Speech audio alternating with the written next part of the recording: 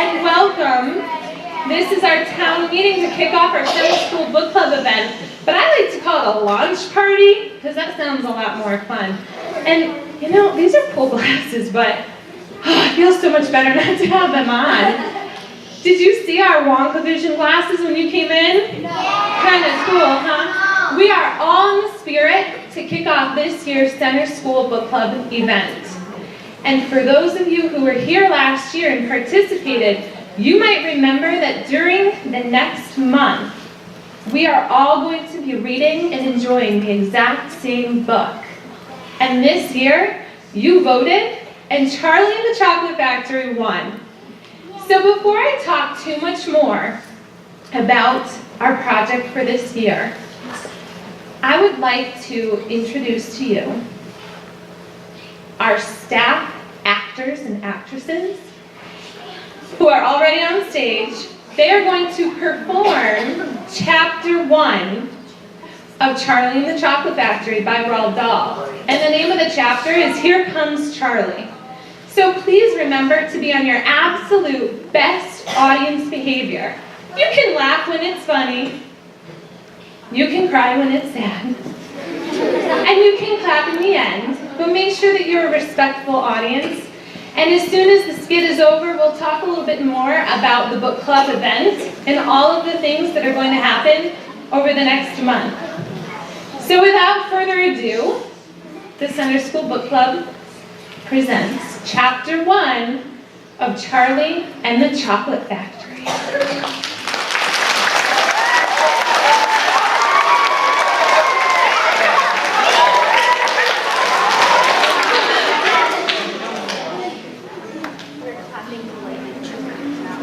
These two very old people are the mother and father of Mr. Bucket. Their names are Grandpa Joe and Grandma Josephine. Hi, everybody.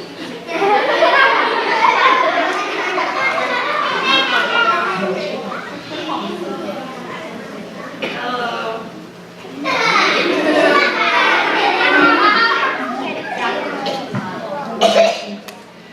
And these two very old people are Mr. and Mrs. Bucket. Their names are Grandpa George and Grandma Regina. Hello. This is Mr. Bucket and this is Mrs. Bucket. Mr. and Mrs. Bucket have a small boy whose name is Charlie Bucket. This is Charlie.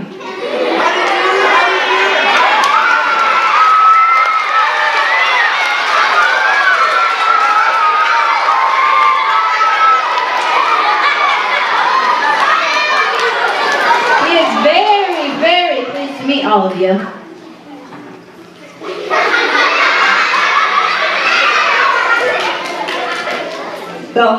This is his whole family and the 6 grown-ups. Count them. 1, 2, 3, 4, 5, 6, 7.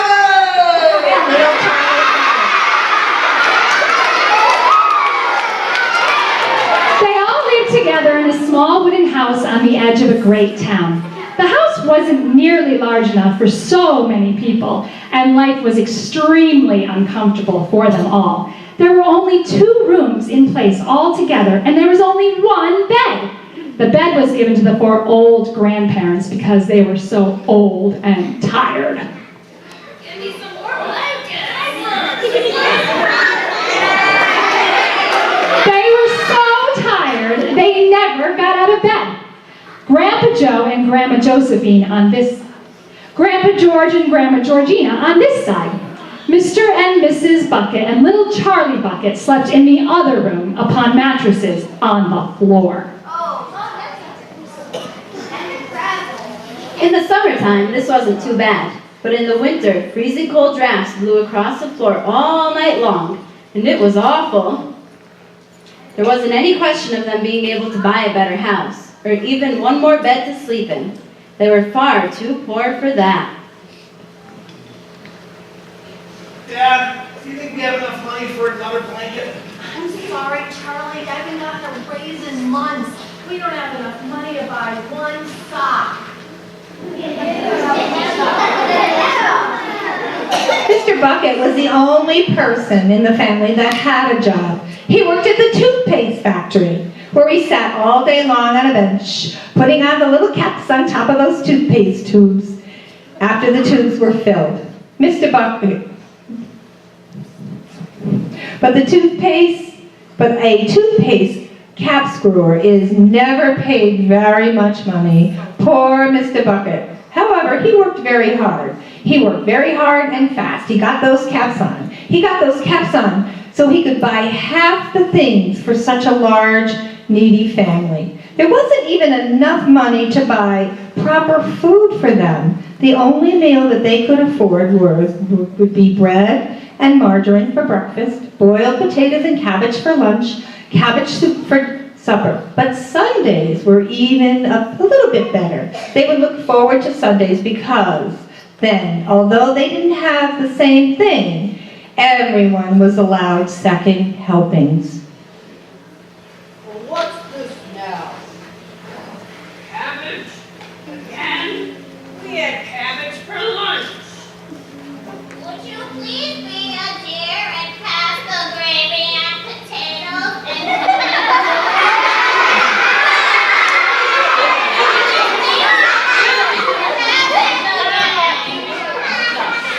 All the there is, Georgina. No need to drool on the bed sheets.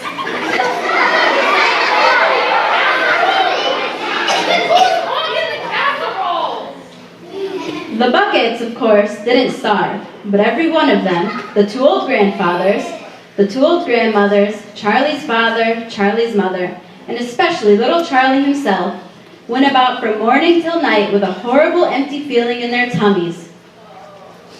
Charlie felt it worst of all, and although his father and mother often went without their own share of lunch or supper so that they could give it all to him, it still wasn't nearly enough for a growing boy. He desperately wanted something more filling and satisfying than cabbage and cabbage soup. The one thing he longed for more than anything else was chocolate. Walking to school in the morning, Charlie would go by the candy store, and there were huge, huge slabs of chocolate. He would press his nose against the glass. His mouth was watering. Many times a day, he would see the other children taking candy bars out of their pockets and munching on them. And of course, that was pure torture. Only once a year, on his birthday, did Charlie Bucket ever get to taste a bit of chocolate. The whole family saved up their money for that special occasion. And when the great day arrived, Charlie was always presented with one small chocolate bar to eat all by himself. Happy birthday, Charlie. We all love you so Thank you, everybody. Yes, thank you, thank you.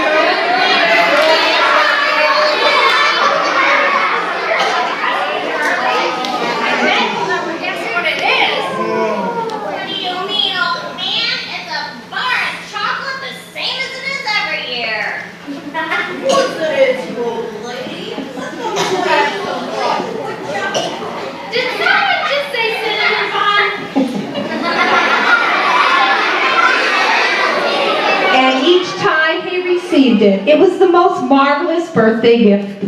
Marvelous birthday morning. He would place it carefully in a wooden box that he owned, and he'd treasure it, though it was as if it was a solid gold bar. And for the next day, he would allow himself to only look at it, but never touch it. Then at last, when he could not stand it any longer, he would peel back the tiny bit of paper wrapping at the corner and expose that delicious chocolate. Then he would take a little nibble, just enough to satisfy him. Thank you. He loved the sweet taste that was on his tongue. The next day, he would take another little nibble, and so on and so on. And in this way, Charlie would make that 10-cent chocolate bar for his birthday last for more than a month. But we haven't yet told you about the one awful thing that tortured little Charlie, the lover of chocolate, more than anything else. This thing for him was far, far worse than seeing slabs of chocolate in the shop windows or watching other children munching creamy candy bars right in front of him. It was the most terrible, torturing thing you could imagine. And it was this: in the town itself, actually within sight of the house in which Charlie lived, there was an enormous chocolate factory. Just imagine that.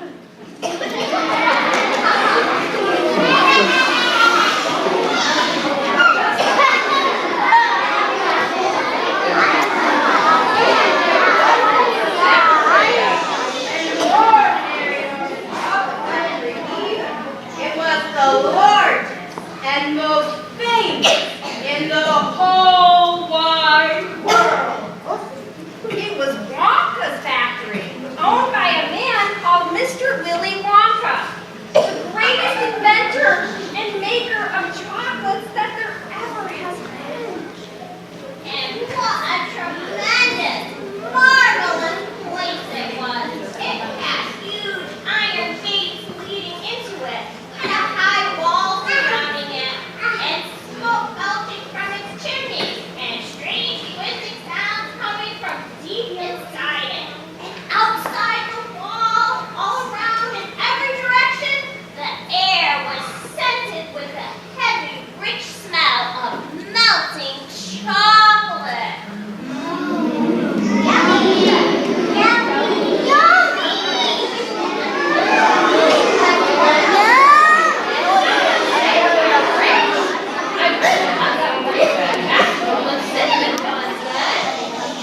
Twice a day, on his way to and from school, little Charlie Bucket had to walk right past the gates of the factory. And every time he went by, he would begin to walk very, very slowly. And he would hold his nose high in the air and take long, deep sniffs of the gorgeous chocolatey smell all around him. Oh, how he loved that smell.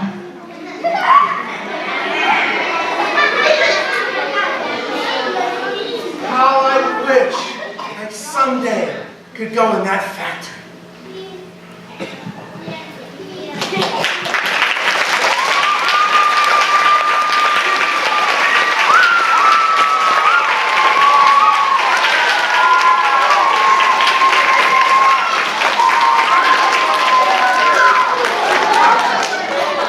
And that is exactly how chapter 1 ends. And you're going to find that out tonight when you bring your books home and read together with your family. You get to read chapter 1, chapter 2, and chapter 3 again tonight. And you're going to hear that same skit in the chapter. And when you're reading tonight, you'll be able to imagine and remember back to our wonderful teachers and specialists as they did their skit. So before I introduce our cast members, let's give them one more respectful round of applause.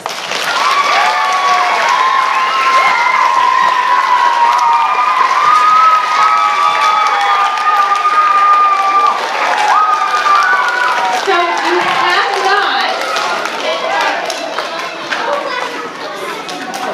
if you haven't already been able to figure it out, I'd like to introduce our 3 narrators. We have Mrs. Marshall, Mrs. Mariah, and Miss New Jane.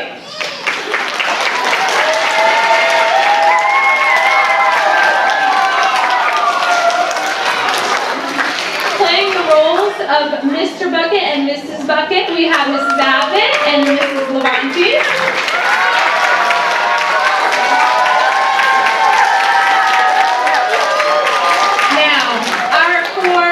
Grandparents are very old, and as you're going to read in the book, they have not been out of that bed in 20 years, so I don't know if they can stand up or not. But we have Miss Chalker, Mrs. Stevenson, Mrs. Rowe, and Mrs. Torrent playing the part of Elsa.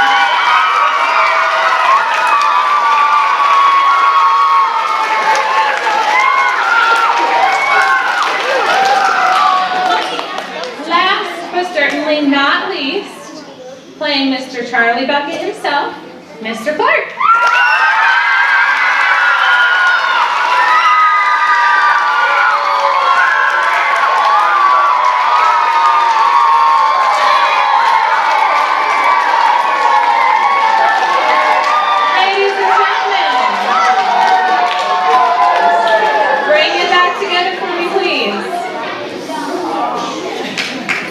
Oh, wait.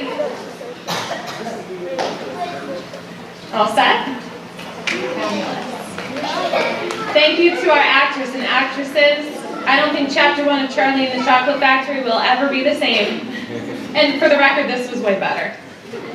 So, this year, every single thing that you need to participate in our book club is going to be online.